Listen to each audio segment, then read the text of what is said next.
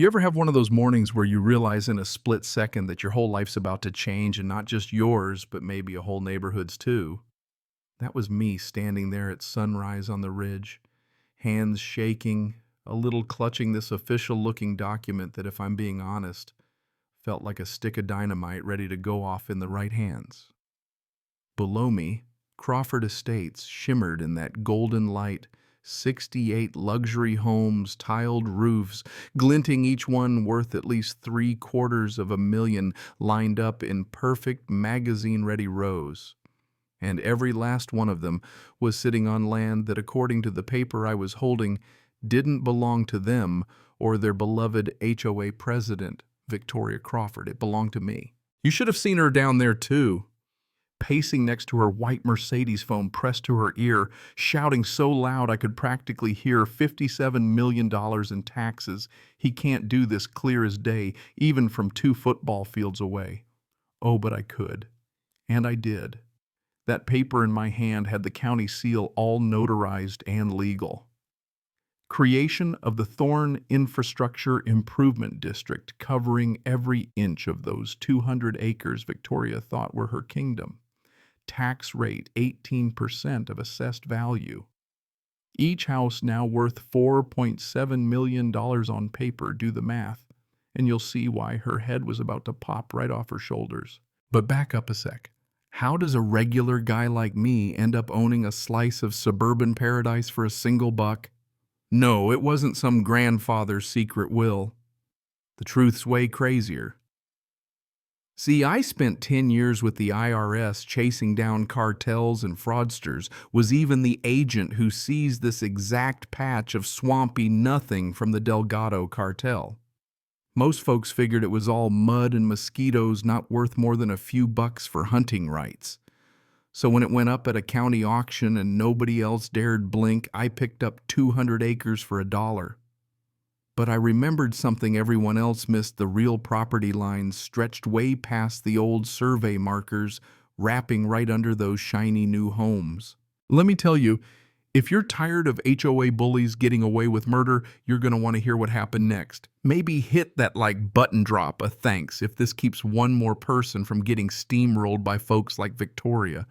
And trust me, you might want to stick around. This fight gets wild. 6 months back, I was just another county tax assessor trying to enjoy a quiet life. But that IRS background, all those years digging up fraud and asset shenanigans, it was about to come in real handy. The day I finally drove out to see my swamp was cold as hell. February wind cutting through my jacket, GPS taking me past new developments and fancy fountains through the gates of Crawford Estates right to where my land should have been. Only instead of wetlands, I found bulldozers, hard hats, the bones of luxury homes rising out of the mud. 68 lots at various stages. It looked like money grew on trees around here. I stood there staring, thinking maybe I'd screwed up the coordinates. Then I double-checked the IRS paperwork in my glove box. No mistake. I was smack in the middle of my land and folks were moving in. Next thing I know, this woman in a pastel blazer and perfect hair, Victoria herself, struts up behind me, all business, all control, demanding to know what I'm doing there. I own some property in the area, I said, keeping my cards close. She fake smiled, played neighborly, asked where exactly my land was. I pointed at the construction. Her whole attitude flipped, smile gone, eyes cold. Impossible. Blackwood Development owns this land. All the permits, all the paperwork. She whipped out her file official seals and all showing the county supposedly sold it to her company 2 months before the IRS even held the auction. I took pictures of her docs anyway, never hurts to have proof. Then I told her I had federal paperwork. She brushed it off, but as I walked away, I caught her whispering into her phone. "Richard, we might have a problem.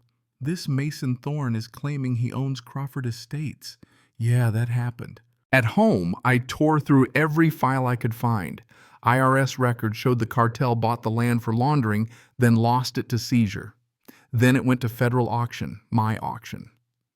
The county, meanwhile, supposedly sold it to Victoria's developer for $2.3 million. Only the more I dug, the fishier it got. The county never really owned the land. Their paperwork was smoke and mirrors full of signatures, Commissioner Buckley, Planning Director Snow County Attorney Richard Crawford, who, you guessed it, is Victoria's husband. It stank to high heaven. Then out of nowhere, I ran into old Walter Hutchinson, the retired clerk, who pulled me aside and confessed he'd warned the county brass the land was federal, not theirs to sell, but nobody listened. Why Buckley runs the commission? Crawford runs legal. Victoria's got dirt on half the town. Would he testify? After 27 years clean, he finally nodded. He was in. Now I had a witness and a mountain of paperwork showing a coordinated, corrupt land grab. But let's be real, a regular lawsuit wouldn't scare Victoria. She had money, friends in high places, a taste for dirty tricks. I needed leverage. And as a tax assessor, I had just the thing: special assessment districts. Turns out if you own the majority of land in a district, you can form your own little taxing authority. For infrastructure improvements, set rates sky high, so long as you follow procedure. So with a little help from my old friend Sarah, the forensic accountant, I checked the HOA's finances. Turns out the HOA was on the hook for all taxes until every house was transferred to an individual owner. Their reserve, $400,000 max. Construction loans up to their eyeballs. All I had to do was pull the right string. Meanwhile, Victoria sent her security guys to ban me from her property. Good luck with that. She called me herself, trying to strong-arm me, arguing about innocent families, how no judge would ever evict them all. I agreed, so I didn't plan to evict anybody. But the pressure would get turned way, way up. Soon, with all my evidence in hand, I hired Patricia Coleman, the one lawyer in the county HOAs actually fear. We filed a federal quiet title action and put list pendants on every house, meaning nobody could sell or refinance. Victoria fired back with a $100 million harassment suit, which only opened her up to federal discovery. Patricia dug through every contract, every dollar. The gloves came off. My tires got slashed. Anonymous calls accused me of fraud. State boards got complaints about my competence. But I documented it all. Each little dirty trick just made my case stronger. And then the pressure cooker popped.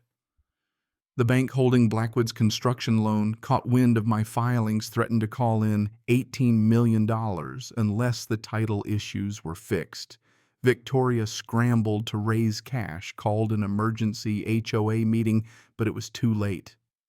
Commissioner Buckley himself asked to make a deal first, offering $5, then $10 million to make me go away. I refused. Mention the $500K payoff his wife got right after the bogus land sale. You could see the color drain out of his face. At that point, the dominoes fell fast. The special district was approved. The massive tax bills went out. News vans rolled up to my house. Victoria and Richard showed up in person, haggard, desperate, finally asking what I wanted. Justice, I said. Dissolve the HOA transfer titles, pay back stolen fees, face the feds. They tried one last bluff, but I played them the recording of Buckley's bribe. Game over. Within days, Buckley resigned. The FBI came for their computers. Walter testified. Victoria, Richard, and Buckley got arrested. Fraud, conspiracy, abuse of office. The families were terrified, sure, but Patricia and I met with them. All promised I'd sell their lots for $1 apiece once the HOA dissolved. Every hand in the room went up. Freedom, real freedom, was worth way more than their HOA ever gave them. A month later, the neighborhood got a new name, Meadowbrook, a free community. No more arbitrary fines, no more spying, no more fake security. The Johnsons planted wildflowers. The Patels painted their house blue. That sweet old lady with the gardening gloves.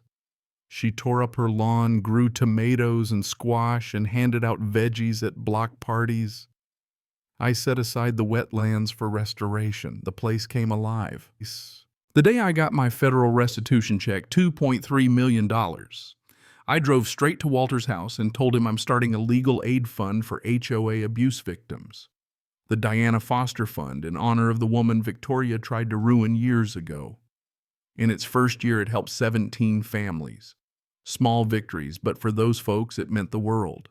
Victoria did 12 years, maybe 8 with good behavior. Richard skipped town. Buckley died in prison. But Meadowbrook thrived. Property values climbed, new families moved in, drawn by the promise of true ownership and freedom. Every July they throw a Freedom Day picnic, invite me to join. I usually don't. I figure it's their story now. Every so often, someone finds me a dad at the wetland preserve, a veteran fighting his own HOA, a widow who just wants to keep her garden gnome. I tell them, don't let fear or isolation win.